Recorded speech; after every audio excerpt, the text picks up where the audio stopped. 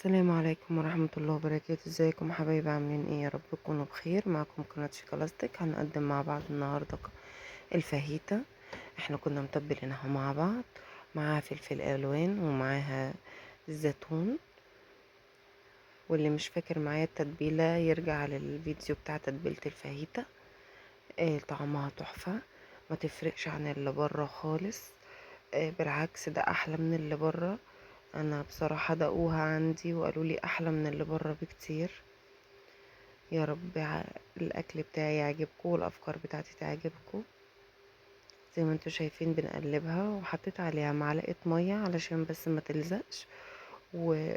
وتبقى حلوة معايا كده لغاية ما تنزل السوائل اللي فيها.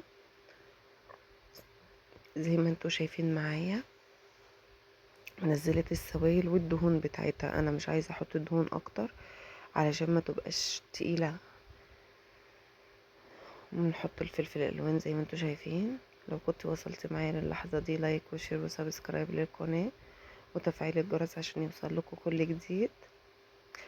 هندي تقلبتين كده للفلفل لغاية ما يدبل شوية، وبعد كده هننزل عليه بالزيتون. الزيتون ده اخر حاجة عشان بس ما يحدقش الاكل اكتر وعشان ما يمررش. هنقلبه برضو تقلبتين ونقفل عليهم زي ما انتوا شايفين معايا. السندوتشات زي ما انت حابة بقى، حابة كاتشب، مايونيز، اي صوصات تانية، دي حاجة ترجع لك انتي. انا بحب احط كاتشب ومايونيز.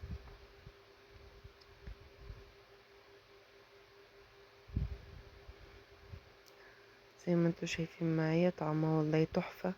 هي بس ناقص لها تركاية واحدة وتبقى زي اللي بره بالظبط، هي الفلفل الشطة.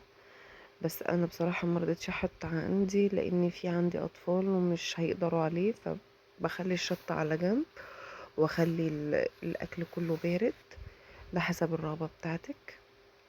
وحمرت معاه شوية بطاطس وشوية سلطة بلدي وشوية مخلل وألف هنا وشفا.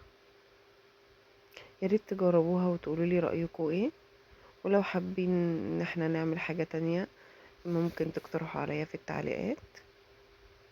يا رب اكلي يعجبكم. والبطاطس انا ما بحبش احط عليها ملح وفلفل، انا بحب احط عليها توابل ويلز تديها طعم تحفة زي ما انتوا شايفين. وبألف هنا وشفا.